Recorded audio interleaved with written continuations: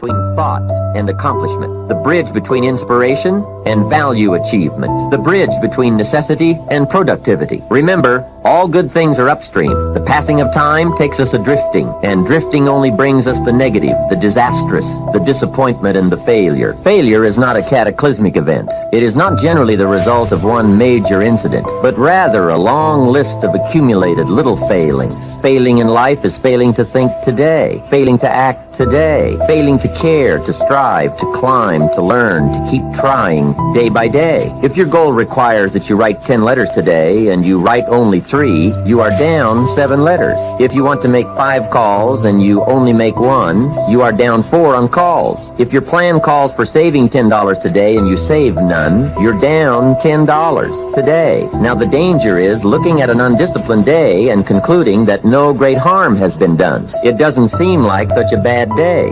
But add up these days to make a year, and then add up those years to make a lifetime, and perhaps you can now see how repeating today's small failures can easily turn your life into a major disaster. Success, on the other hand, is just the same process in reverse. If you plan to make 10 calls, and you end the day making 15, now you're up 5 calls. If you then get up a few on letters, move up the savings numbers, you can see what a massive difference it could make in a year, and what wealth and accomplishment awaits for a lifetime. Discipline is like a set of magic keys that unlocks all the doors of wealth, happiness, sophistication, culture, high self-esteem, pride, joy, accomplishment, satisfaction, and success. The first key to discipline is awareness of the need for and the value of discipline, and especially the discipline to make the changes. What will it take? What must I do? And what must I become to get all I want from my life? The second key is the willingness. More than that, the eagerness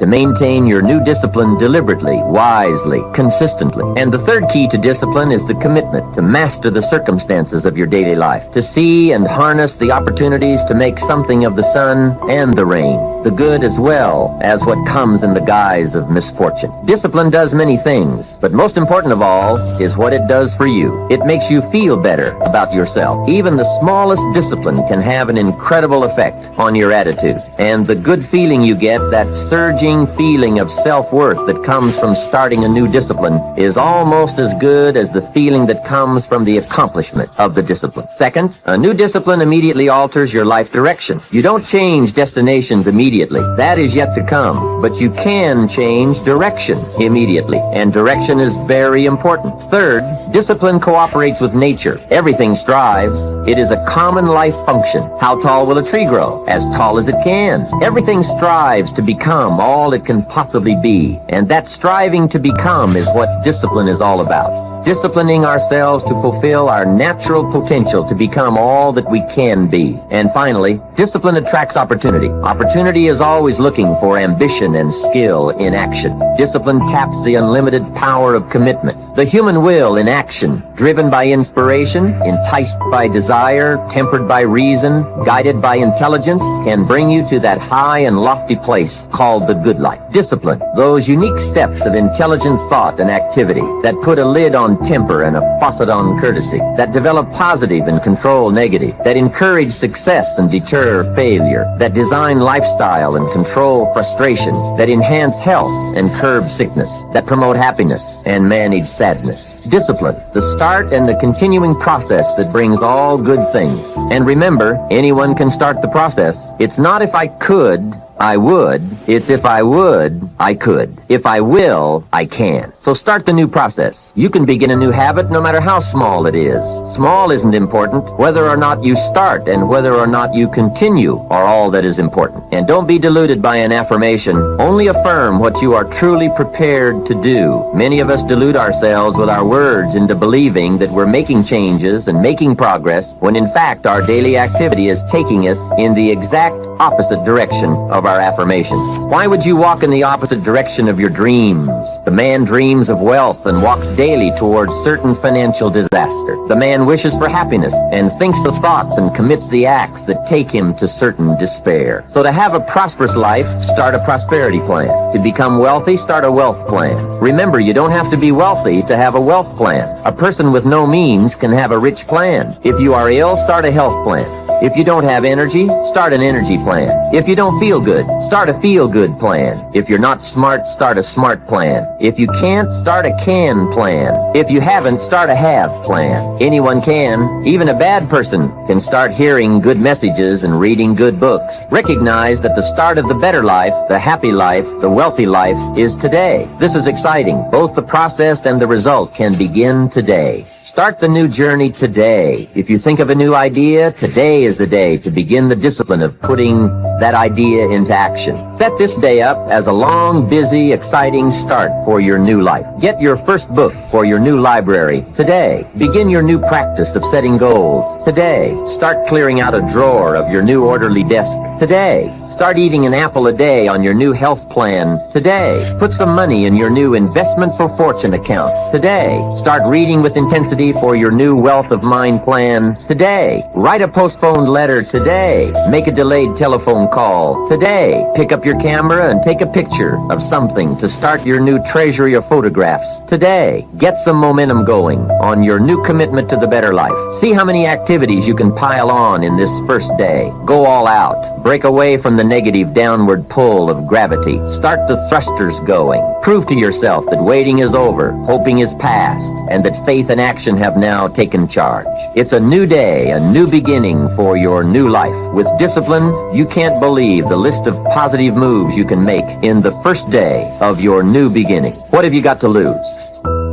Now what we want to do is we want to look at a formula. And this formula is a very significant one. William James, the father of American psychology, the man who really wrote the original books, he's from Harvard, says that if you want to change your life, you've got to do it immediately and you've got to do it flamboyantly. Now I want to emphasize as I get involved in this, during these next few minutes, the chances are enormous that you are going to be making some decisions. And they will be good decisions, but they also will be emotional decisions, kind of like a New Year's resolution, which some people break the very next day. Decisions are easy to make. Business people make hundreds of them virtually every day of their life. Now, if that decision is going to mean anything, it's got to be reinforced over and over and over, and it's got to be done enthusiastically. Now, if it's reinforced often enough and enthusiastically enough, then the decision becomes a commitment. Now, once you've made a commitment to do something in your life, ladies and gentlemen,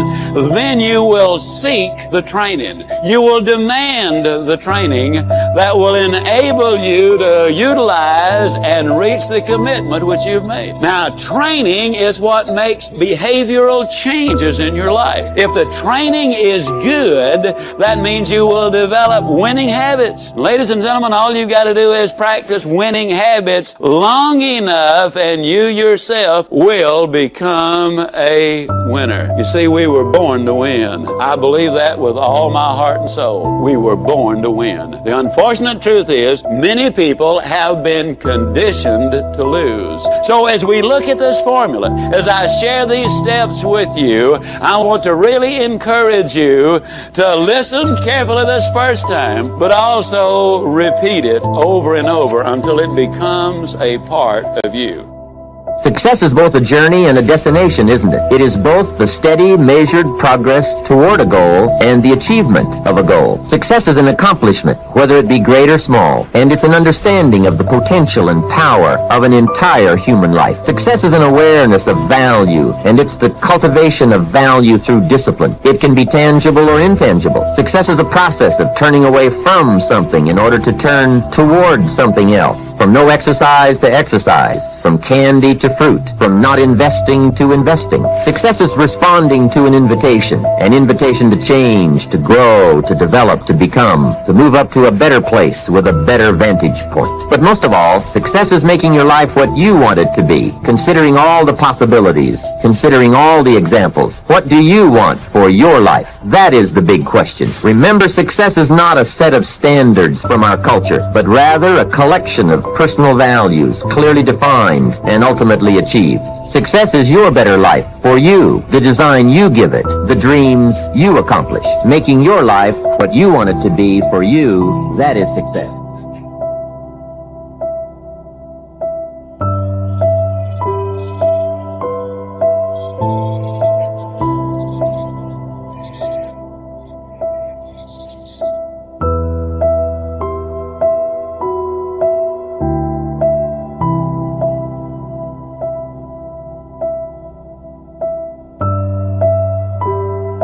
I used to tell my guys all the time, I said, man, it's a big difference between somebody that works hard and a hard worker.